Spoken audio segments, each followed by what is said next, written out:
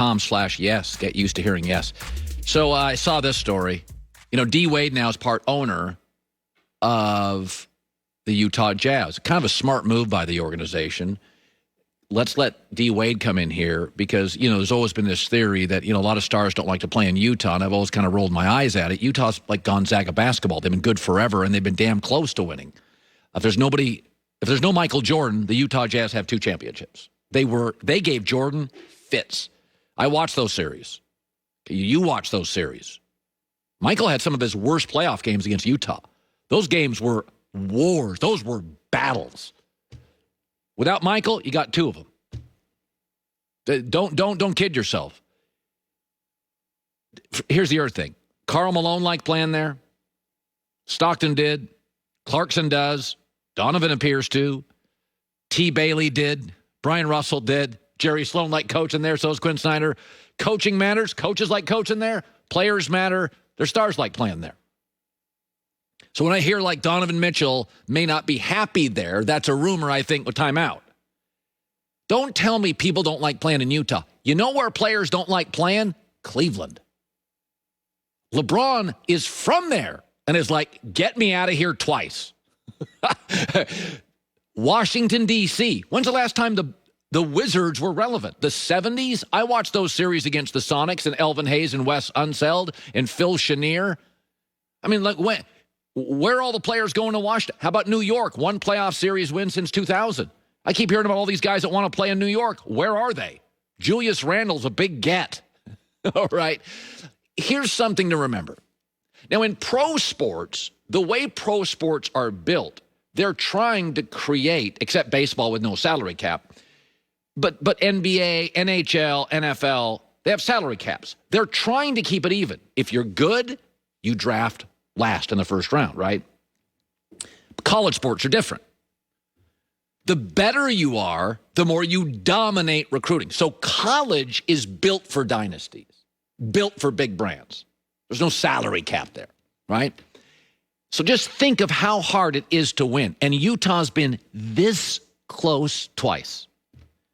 No MJ, they got 2 titles, this close. So think in college sports how good Kansas basketball is. The guy who invented basketball is from Kansas. So they had a little head start on everybody else. He invented it, James Naismith. They had Wilt. They have nothing but 4- and 5-star athletes. They have one of the best coaches, Bill Self, in college basketball. Before him, Roy Williams. Those are 2 of the top 5 coaches last 20 years. Arguably, right? 30 years, 1 title. 1, Kansas. They invented the sport.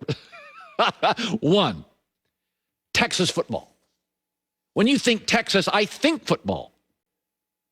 Texas has an unbelievable brand.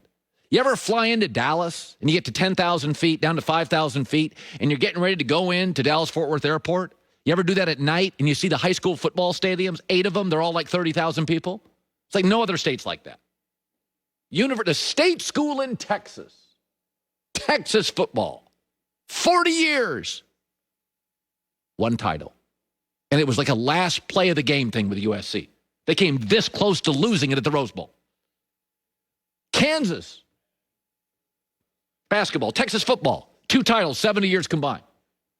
1 sport invented their sport. The other one feels like they did. And that's college sports, where dynasties happen. Utah's well-run, exceptionally well-run. For years, it was exceptionally well-owned. Great coaches, great scouting, great players. I want to hear about, nobody really wants to play in Utah. Nobody wants to play in Cleveland. LeBron asked Chris Bosh, would you come here? Bosh is like, I'm not coming. Can you imagine that, LeBron in his prime? You pick the phone up, you're Chris Bosh. You're playing in Canada. Ring. Hello, it's Chris Bosh. Hi, it's LeBron James, the world's greatest basketball player. Would you like to come play with me? Love to. Where? Cleveland. Click. Nobody wants to play in Cleveland. I want to hear about Utah. The coaches like it. The stars like it. By the way, I kept hearing Rudy Gobert, Donovan Mitchell don't get along. I don't know. They were #1 seed. Seemed to get along fine to me. Donovan Mitchell's fine. Utah's fine. They're Gonzaga. You can't be that well-run for 100 years or however long Gonzaga's been well-run in Utah. They'll break through. But it's sort of like what, when Michael ran the league, Houston didn't do anything until Michael played baseball for a couple of years. Then Houston did stuff.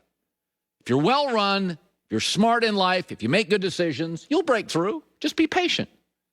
It's all masonry, man. Just lay the bricks one after one. You'll break through. Joy with the news. No. Turn on the news. This is the Herdline News. Well, DeMarcus Cousins has worked through numerous injuries over the last few seasons that have sort of derailed his career. He said he felt like no one wanted to give him a chance and that everyone was questioning his ability to play at a high level. But he believes that a title would change the narrative surrounding him. He told the Undefeated, winning a championship would be the ultimate redemption. It would be a middle finger to everybody, and you know where I am going to wear the ring. He had a big night, career playoff high in Game 5, 15 points, 2 rebounds, he played 3 well. assists. He did.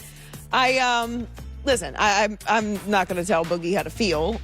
It's discouraging when people don't want you and you feel like you still have potential and stuff to offer. But he did have a lot of injuries, and one of them was his Achilles, and we know how hard that is to come back from. Mm-hmm. So I don't think that it's unfair that people were skeptical of if he was going to be able to play consistently at a high level. But you don't need to necessarily be the guy that's putting up big numbers every single night on a championship team. If you play a specific role on a championship team, that has extreme value. If he ends his career, DeMarcus Cousins ends his career with a title and those points, he made a lot of money.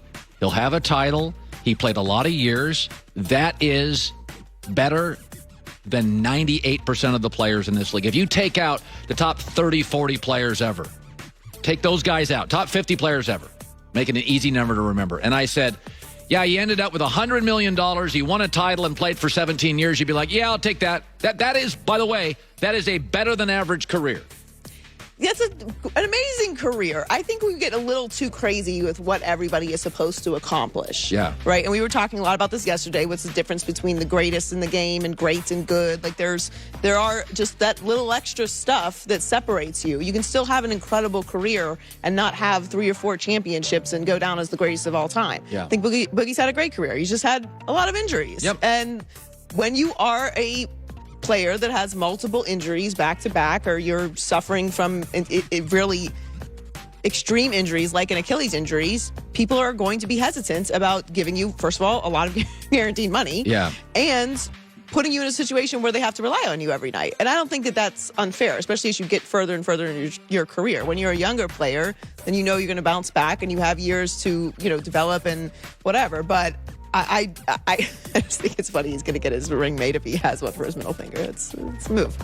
So Dennis Schroder is one of the Lakers' big free agents this offseason. He reportedly turned down a 4-year, $84 million extension with the team earlier this year. In his exit interviews, he denied that money was the reason why he turned it down and reiterated he wants to be in LA. But in his quest for a new contract, he reportedly is expecting to get around $100 to $120 million in free agency. He's a good player. He's inconsistent, but he's a very good player. And I'll be honest with you, I think he's got leverage here. Because With the Lakers? Well, I think he does. I mean, LeBron is now at year 18. Anthony Davis, I think, will have a very good year. He'll train hard in the offseason, but he's got injuries. Dennis is, from what I'm told, can ruffle feathers, not easy to get along with. Because of LeBron's sort of gravitas in the room, LeBron makes it work with him. But in the end, if you told me I had to keep 3 people, it would be Dennis, it would be LeBron, it would be Anthony Davis. And everything else, to me, I would work around. I like KCP. I would love to have him. But if you told me I get 3, that's what I'd want. So I think Schroder knows that. Schroder knows that. Well, there are only so many high-level players to go around. Right. The Lakers do have a ton of free agents this year, so it's going to look very different. But I think specifically if you pay attention to what's happening in the playoffs right now, and you do have an injury-prone player in Anthony Davis, and LeBron is getting more and more years tacked on his career, having a bench is very important. So how much money you spend on the top half of your roster, if you don't have a solid bench, when you get later into the season and injuries happen, as we know, and you already have an injury-prone player, at what number are you willing to pay for a player like Dennis Schroder? Listen, you don't want to pay him 120. You want to pay him 80. How do I know that? Because they did. They did. They So feel wanted he's to pay him, yeah. an $85 million guy, not a 120. And the difference in that is a bench player. The difference in that is keeping a Kuzma, who LeBron doesn't play well with. But I just think it's one of these. Sometimes the player does have leverage. And when you have an aging star and a brittle star, Schroeder's pretty valuable on that team to me. So expectations are always high before an NFL season starts, but there are some quarterback head coach combinations